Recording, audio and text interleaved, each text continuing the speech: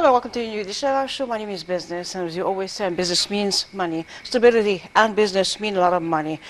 And of course, things like the pandemic, the corona pandemic or the COVID-19 that every economy is reeling under and is suffering from is affecting business and affecting, of course, money. We're going to talk about a lot still. Egypt is working very hard under these circumstances and boosting all its what has infrastructure, whatever it needs, the development is being done. What we're going to be talking about tonight is the giant projects. One of the most important giant projects is the development of the National Road and Bridges network, which is a great project actually. 7,000 kilometers with 175 billion Egyptian pounds cost for also 4,500 kilometers. Of them were executed. Most important of the roads and the road networks, Wadi Natrun and Al Alamein Road, and of course 135 kilometers up Egypt, the Red Sea, so Hexafega 150 kilometers, Sukhna Road, the Galila Road, and Indalla, Al Farafra Road, and so on and so forth. A lot of work has been done. Well, actually I prepared a lot of numbers, but I'd like first to talk with our guest that will be expanding more on that, of course. And not only that, also one of the most important, one of the most important giant projects is eliminating the unsafe areas and the slum areas, and a lot has been taking place in that concern. Well, before talking about that, I'd like to introduce our guest for tonight. Our guest is Engineer Ihab Al-Habak, and Engineer Ihab Al-Habak is an architectural and urban planning expert, and he's one of well, why not, introducing you and talking about your prize concerning the Biblioteca Alexandrina, which is very important. Yes. I'd like to say a pleasure having you, definitely. Thank you. We're very proud of having you here. Thank you. For the first time and not last time. So, yes, sure. well, yeah, would you please expand on this prize? Yes, yes. First of all, thank you for inviting me here as a guest. The project of the Library of Alexandria started actually 30 years ago. It was a competition, and that competition had like 1,400 entrants from 77 countries all over the world. And I was, at that time, I was doing my master's in Los Angeles, master degree on it, and a friend of mine called me up and said, would you like to join us for this competition? You're an architect from Alexandria, Egyptian, you did your thesis, master thesis on this old area of Alexandria, and you have so much documentations and maps, and we would like to have you with us. Immediately, of course, I said, of course, it's my pleasure, and we worked as a team. We were a group of architects, and we did the design and submitted to the UNESCO, and we got the first prize, and that was a big surprise, and a nice, very nice surprise, I would say. We were, at that time, I was probably 29 years old, and everybody was happy that there is an Egyptian member in the team that worked on this project. So it's a nice project. I'm glad that everybody likes it, and until now, Alexandria, you would put the Library of Alexandria as the building of Alexandria. Like you see, when you talk about Paris, you would put the Tour Eiffel, Arc de Triomphe. When you talk about Sydney, you would put Opera Sydney. So anyone will when you talk about Alexandria, you would put the Library of Alexandria. I'm really proud of this. Well, it's become a beacon of knowledge and development, and it has lots of activities that we are very proud of whatever is happening there. And especially in the city of Alexandria, well, the mermaid of the Mediterranean, with everything, and the very ancient city that is, having, the population of Alexandria is a combination of different, of course, Egyptians and Greeks, Italians. Yes. It's an amalgam of cultures. It's a big salad bowl. Definitely, definitely. Well, before starting our talk, we'd like to go for a short break, after we should be coming back So we'll start our talk after that, so stay tuned to us, don't go away.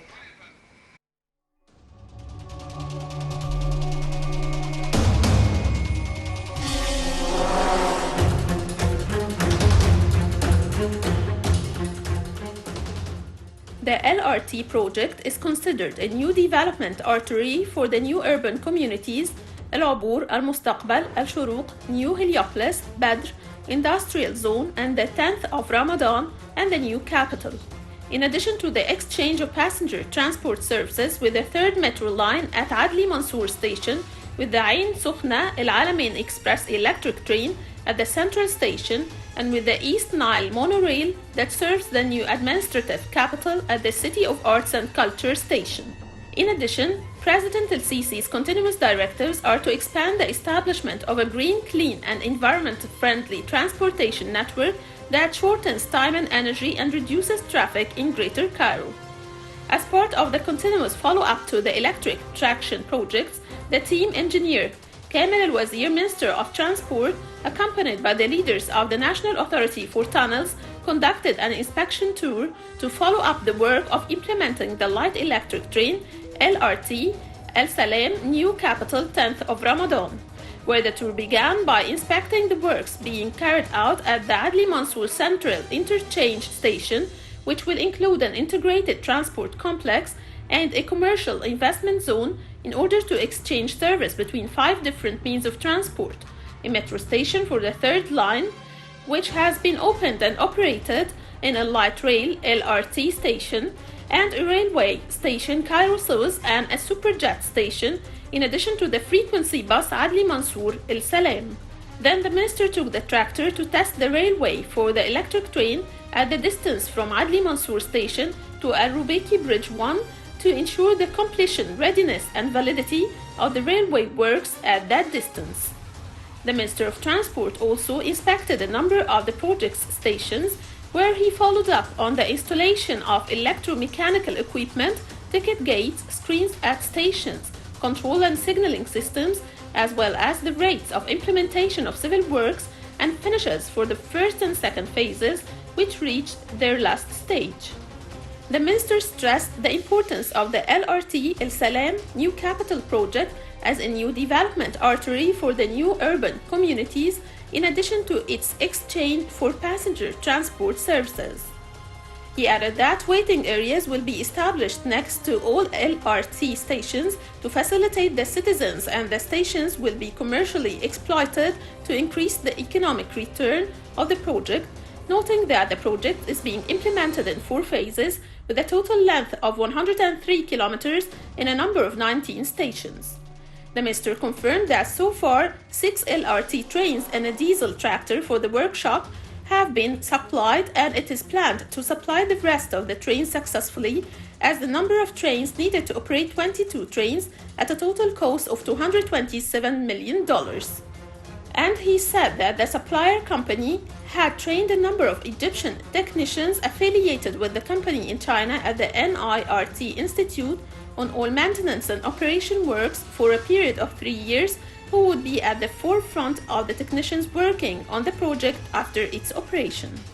The minister stressed the importance of working around the clock to complete its implementation according to the specified timetable, as the project is considered one of the modern green means of transportation that will serve the new republic, whose foundations were laid by President Abdel Fattah el-Sisi, pointing out that it will connect the Greater Cairo region with the new urban areas and cities in the east, New Cairo, the new capital, and will contribute to facilitating the movement of employees and expatriates from Cairo and Giza to New Cairo in order to integrate it with the third line of the metro. The electric light rail project is being implemented in Egypt for the first time and will represent a great cultural shift in mass transportation, which are fast, modern, safe, and environmentally friendly, save fuel consumption, reduce environmental pollution rates, and ease traffic jams on main axes and streets, and attract passengers to use it instead of private cars.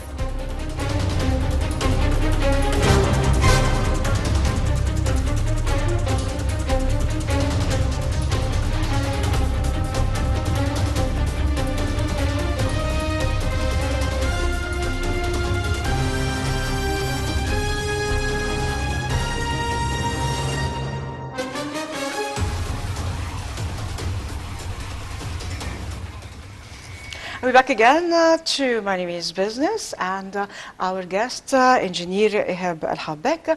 Our guest is an architectural and urban planning expert, and starting our talk, there is a lot to be done. There is a lot that took place, and of course, you know, when people started, well, you hear on and off voices that are against anything new, that are against any development. Well, whether they really do have an agenda, or maybe they don't have an agenda, but they are against anything new, because anything new always finds opposition from certain people, and it's new, so it has to be, well, with some, of course, they just kind of don't want it.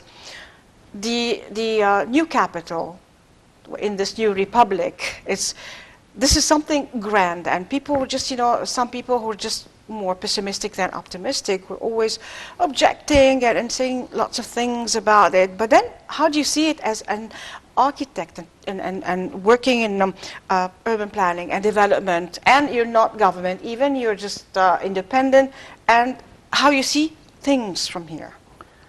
Okay. First of all, I would like to mention something very clear everybody would need to know. We, Egyptian, needs new cities, a lot of new cities, not just 2 and 3.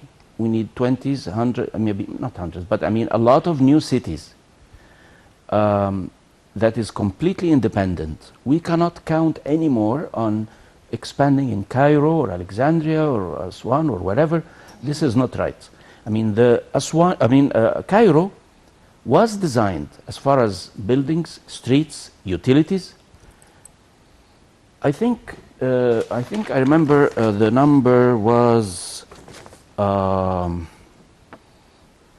1 million? Yes, Cairo was designed to absorb 1 million person, and now it is more than 20 million. Yes. So definitely we'll have a problem. Of course. Alexandria is designed to accommodate 500,000. Now it's getting close to 10 million. Especially also with the immigration, you know, lots of Syrians, Libyans, Sudanese, you know, everybody comes here. And even local immigrants. Yes, yes. From the other smaller countries, cities. Rural, maybe areas to the urban areas. This is completely wrong. The government finally is aware of this issue and started to seriously take action. Yes.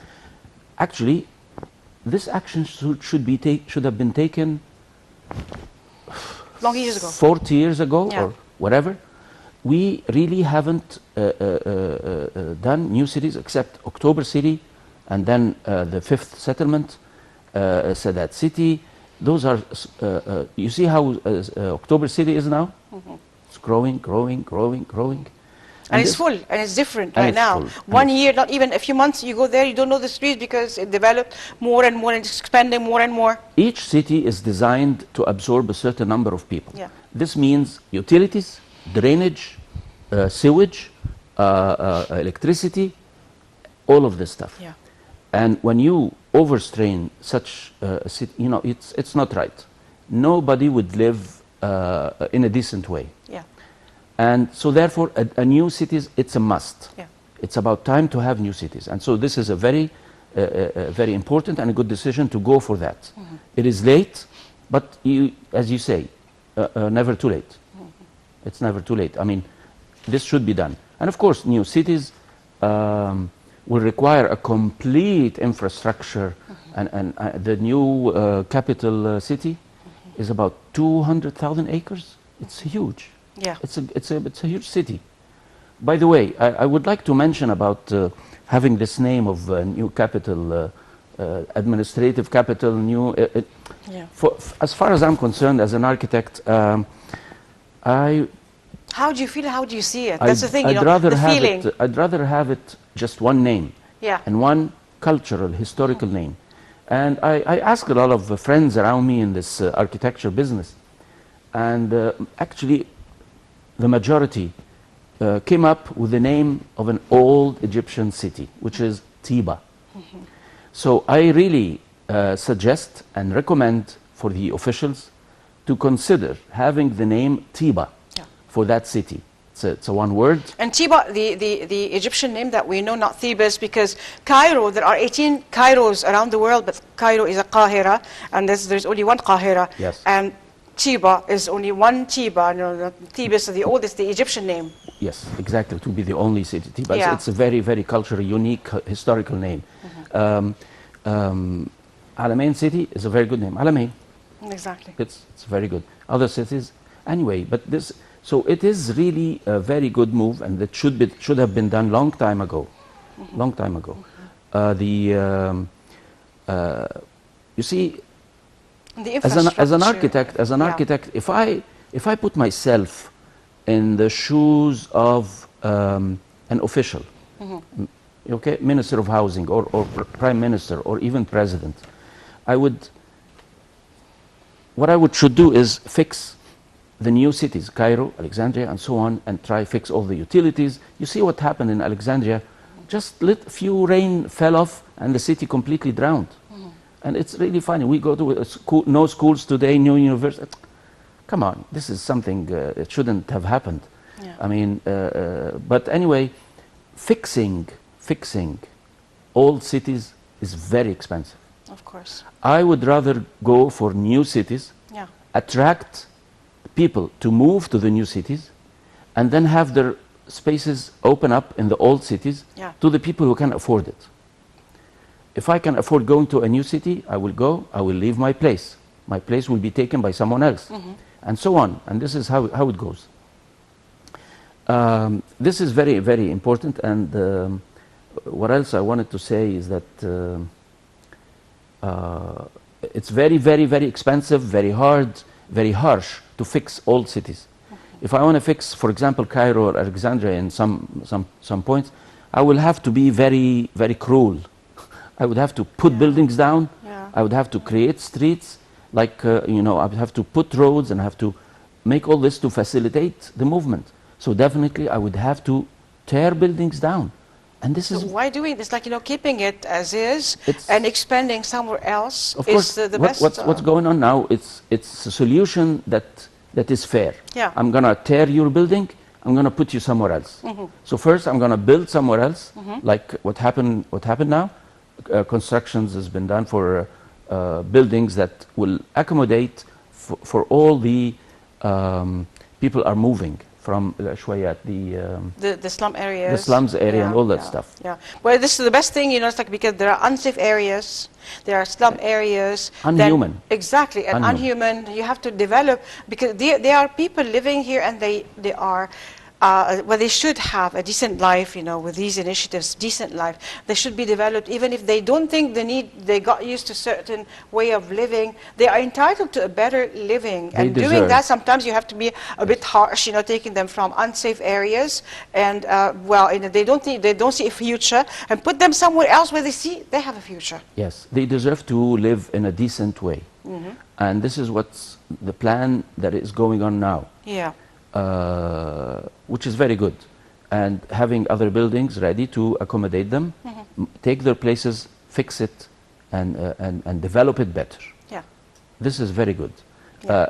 and it's much less expensive to build a new city than fix an old city. Of course, there is problems in old cities that needs to be fixed. Definitely. Of course, but again, you cannot really fix it 100%. You cannot fix everything. You have to fix the problems that are there. You will fix it maybe 60%. Yeah. Just enough. Like when you feel a little bit feverish, you will take Panadol, okay? But that's not right. You're just taking some things to keep you going, but it should be fixed correctly. Yeah.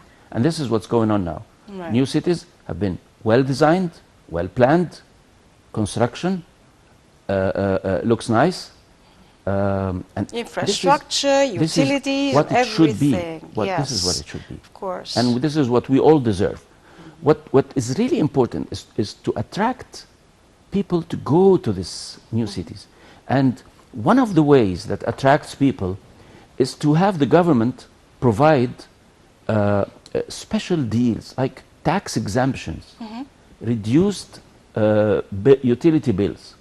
I mean, if somebody wants to go and live there, Why would he go there? He would have better schools, less expensive schools. Universities. He will pay less for the electricity. Yeah. He will pay less for the water and gas and whatever. He will have a lot of schools for his kids, More job opportunities. more job opportunities, and health-wise, Yeah. he will have very well-designed hospitals. Not like in Cairo and Alexandria, you find residential buildings that are turned out to be hospitals. This is ridiculous. Because you said it was planned to accommodate a certain 1 million and it became 20 millions or more than 20 millions. Yes. This is unfair. Everybody, in rural areas, like migration, they leave, and they just go there. So it's like they come to Cairo, Alexandria, the big urban cities. Now there is a lot of other cities Yes. that can be really accommodating those people Yes. and giving them better life and leave Cairo, leave Alex with the original Encourage population. them. Definitely. The government should encourage them to leave Cairo and other cities and go there. Yeah. And the only way to encourage them is to provide the basic points for a decent life. Yeah. Education, health, jobs, affordable. I mean, if they arrange with the banks to have a 30 years mortgage, then the payment, you buy a house, you buy an apartment, and then you pay rent. You mean not rent? I mean you pay your payments to Yeah. as a mortgage. Yeah. It will be, when you divide it in 30 years, it will be less. So people can afford it.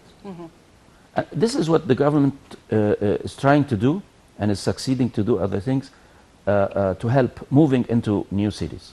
Well, what is also good, they're very serious about that, like in Laghet Al Ainab and other places that were slum areas, and they were rebelled in order to have a decent life, and they're providing everything to the people, from the apartments with, everything is there in their apartments, Yes, yes. all the accommodations, all Attractive. the furniture, the electric appliances. So it's really wonderful.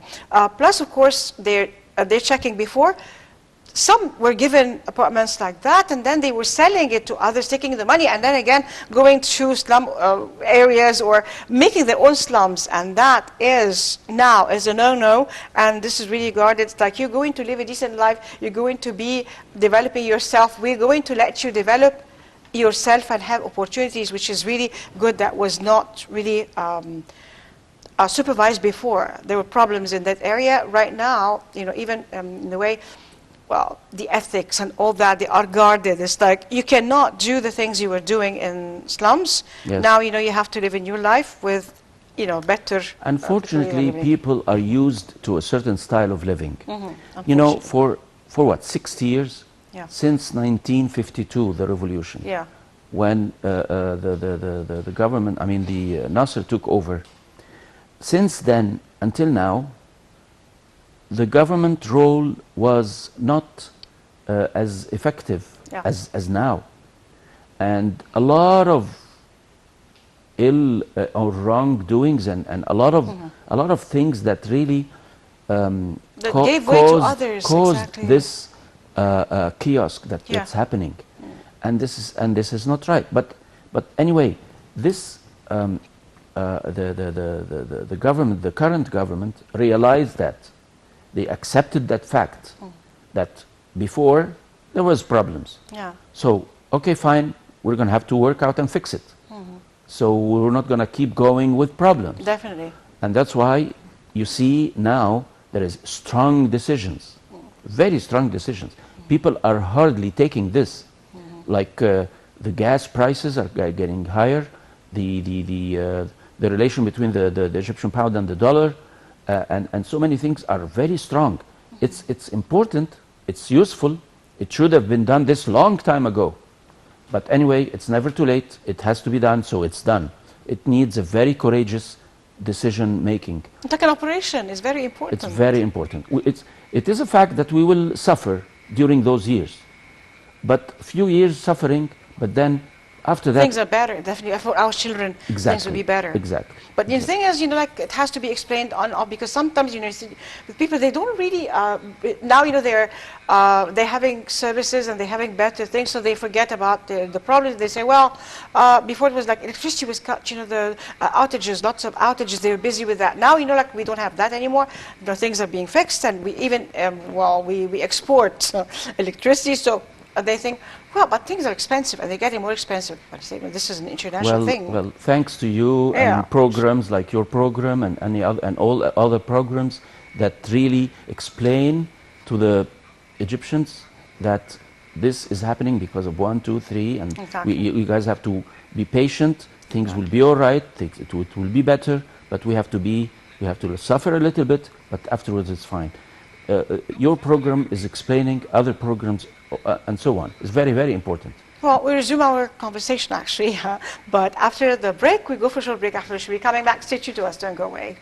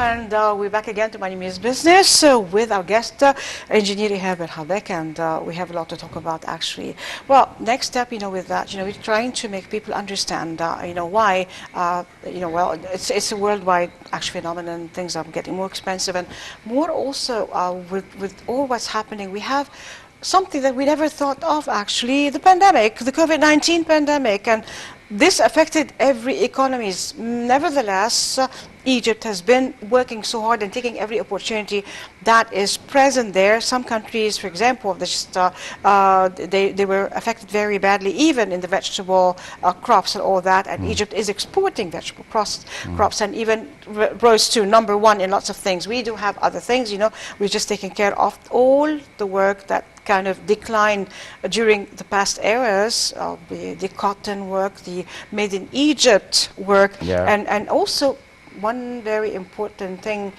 as the care for the human being, for the person, the Egyptian person, the way the people, the Egyptians are looking at things right now, even the young generations, is different. There is pride in even wearing Egyptian made clothes, and many brands, Egyptian brands, hit the red carpet, hit international arenas, and they've got, this is a brand name, lots of brand names in jewelry, in bags, and of course cotton, Egyptian cotton, and so on and so forth. And we're looking for a lot more than that happening, and a lot of things are happening. Even in sports, there is a boost in sports, and we're just getting very high ranks right now. As we were talking about, the great the shows that we have, the Golden Mummies going there, the parade that was there, and all the world saw it. The same thing of the Karnak Luxor, that now is a brand name actually. It's really wonderful. Now, going through all that, how do you see, of course, under the COVID-19, Egypt's efforts still that did not stop, but is moving forward despite all the difficulties and challenges that we are facing. Yes, of course, Egypt is very rich in many resources, and of course, the whole world, and of course Egypt as well, was affected by the COVID, and this is something that we cannot really control. Yeah. Maybe the media should stress more to educate people to be careful about this, wearing the masks and all these health issues. But again, everywhere in the world, you see in China and India and everywhere, I mean, as if there is nothing there. Thousands of people. People are tired of it. Together. It's like, going through this, like, the second year now. Yes. We have to deal with it. Yeah. We have to live with it, and we have to accept this fact and live around it.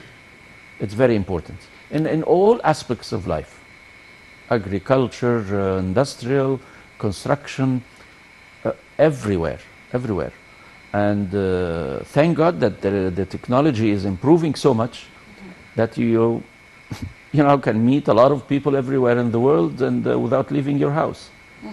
And so I think this is everywhere, and we're dealing with it fine. The health ministry is doing a good job vaccinating everybody with all the vaccines in the world. I mean, we have them all.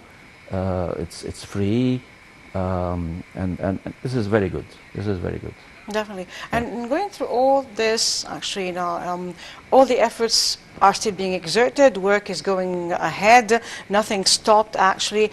But talking about building the country, and it's still going on.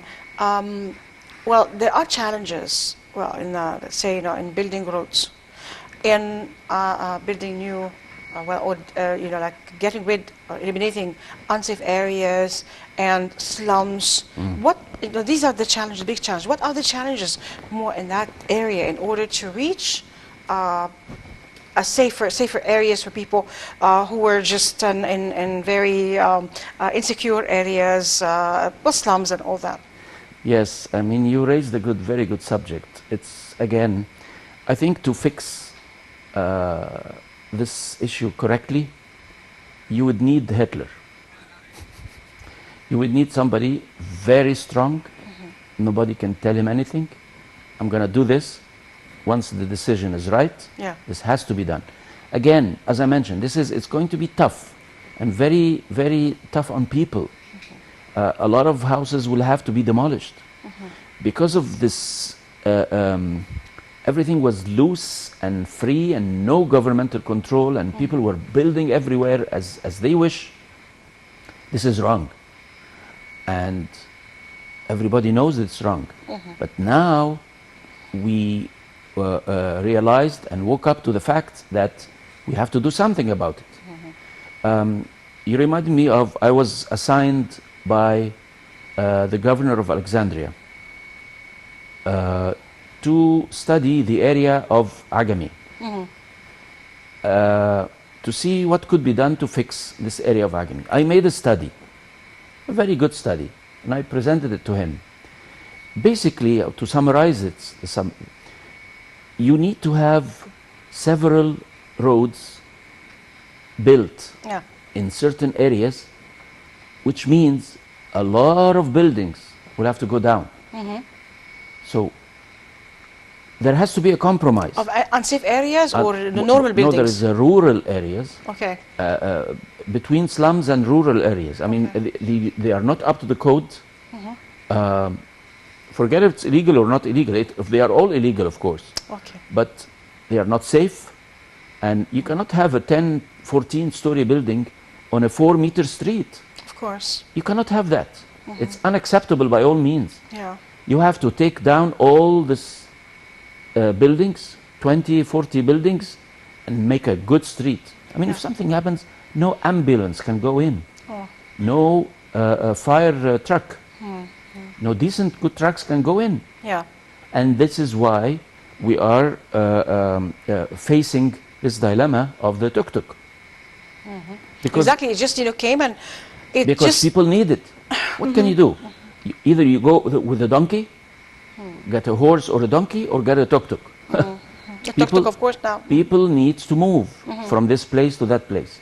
And any other transportation is not available. I mean, it's impossible to go in. The only is a bicycle, a tricycle, like the tuk-tuk, a tricycle.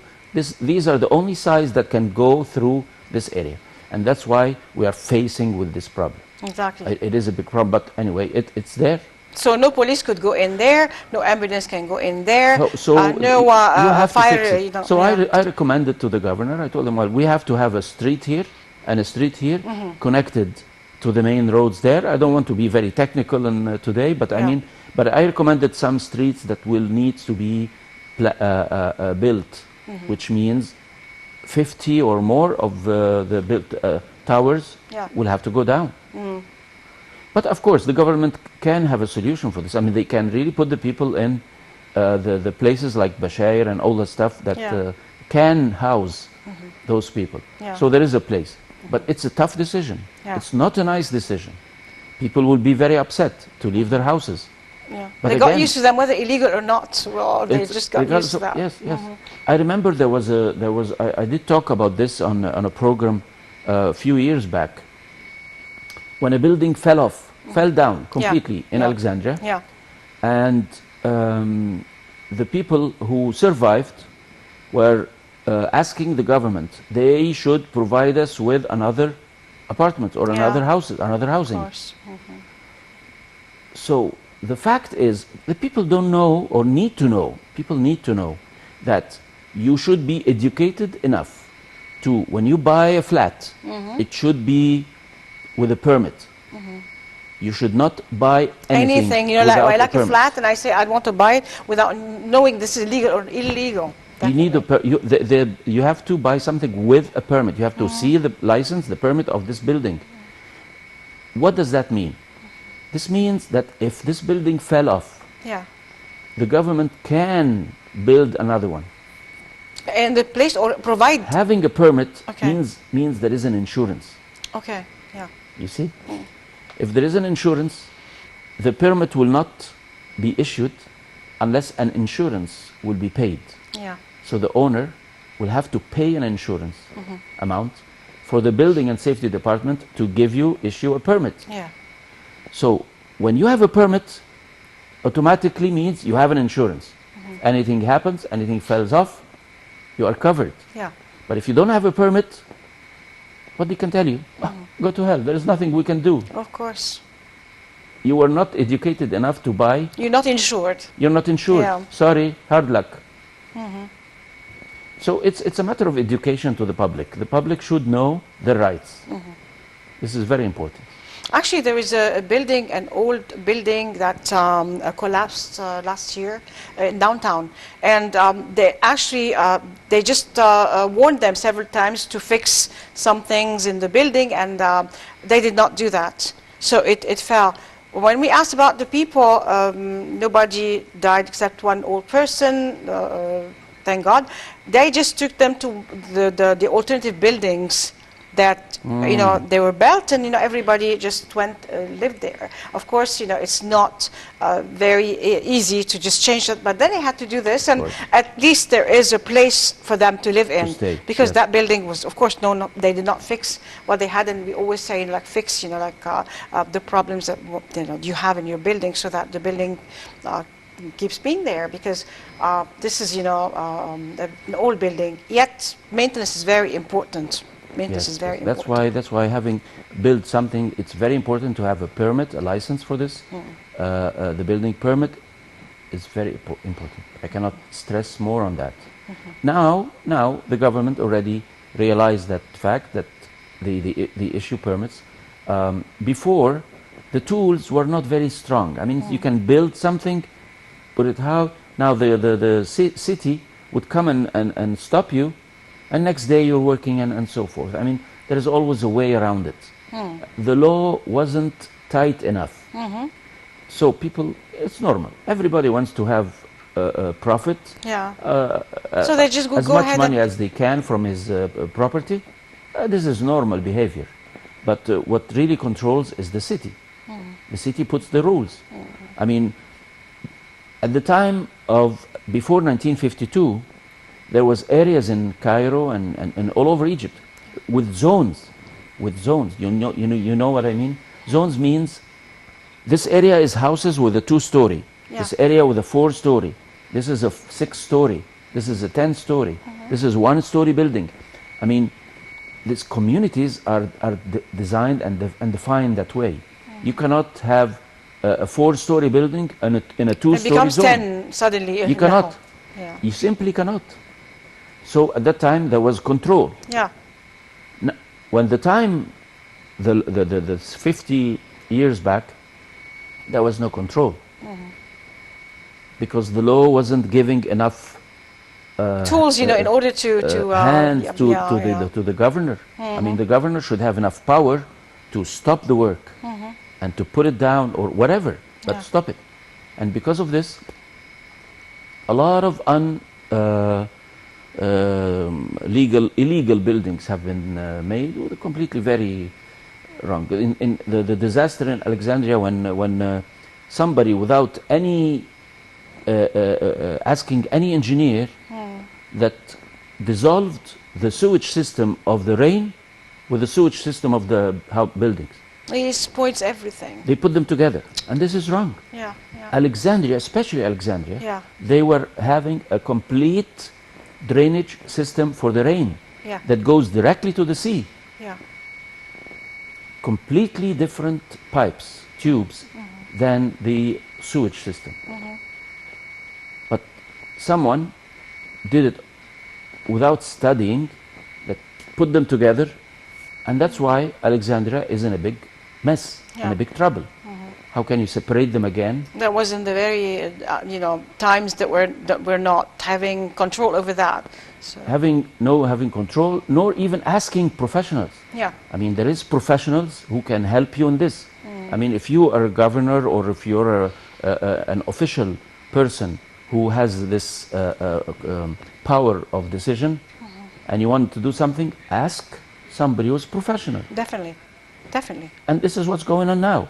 There is a lot of professionals giving advices. And one of the things I should mention, why we realize these facts and everything woke up and it's going into the right direction, because the Prime Minister is an architect. Okay. Yeah, definitely. Then he would understand when he passes what's going on here. Definitely. He's a good architect, Yeah. and he's a Prime Minister. So with the knowledge and power together, he can have right decisions. But of course, they would also go and ask for professionals in architecture and structural and electromechanical and sewage, in all fields. It's very important. And also, you had Alex, and of course, as well as Cairo and all that, during the time of 10 years ago, or let's say, it was in 2012, 2011, those years, there were people who just, of course, need money or just want money. They were just, breaking everything, all the good in Kafra Abdo, all the beautiful villas and all that historical, and making the high-rise buildings that are looking like paper really bad, and very quickly, so that nobody can stop them from doing that. And gladly, recently, all this, stopped, all touching historical buildings or all buildings, the beauty of Alex, all that, or Cairo, and then, making ugly, the culture of ugliness, well, that is stopping now. It's like we those people in slums don't see anything beautiful in slums, and when they come in, and try to meddle in something like that, they bring their own culture of ugliness. Now developing, on the taste and ethics and everything, and getting them to new areas. The same thing with these areas, we like to safeguard beauties. Yes. Unfortunately, the ethics and the taste of beauty wasn't really taken care of. That was years ago. Yeah. Now, yes. Now I see people building houses and apartments. They would come to me, and they are very careful. Yeah. Ihab, please, I want you to make a facelift, maquillage, to beautify my buildings, Yeah. to make it look better. Yeah. They care. Now they care about having something looks better. Beautiful. Exactly. This is Alex and this is Cairo. When you pass by and you look, wow. Definitely. Now, but before it wasn't like that. Well, but now it yeah, is. yeah. Now it's Tastes are changing again. We're regaining the beauty that we had before, trying hard. And these, this is miraculous, really. Well, unfortunately, good times pass very fast. So we're at the end of this our time, our hours. So thank you very much for being with Welcome. us. And we're looking for more interviews and meetings in our program. So we'll see you again, definitely, pleasure. with development that is taking place, and every day there is something new. Thank you for being there. You're welcome. Always a pleasure having you. My And pleasure. I'd like to thank our viewers also for being there. Thank you for being there. God bless Egypt. God bless Egyptians. God bless our army, our white army, our police, and our president. And as we quote from the Holy Quran, ادخلوا مصر إن شاء الله آمنين. Enter Egypt, God willing, safe. And from the Holy Bible, مبارك شعبي مصر. Blessed be Egypt, my people. I'm Narbeen Nazim signing off with you again next week. Goodbye for now. Thank you.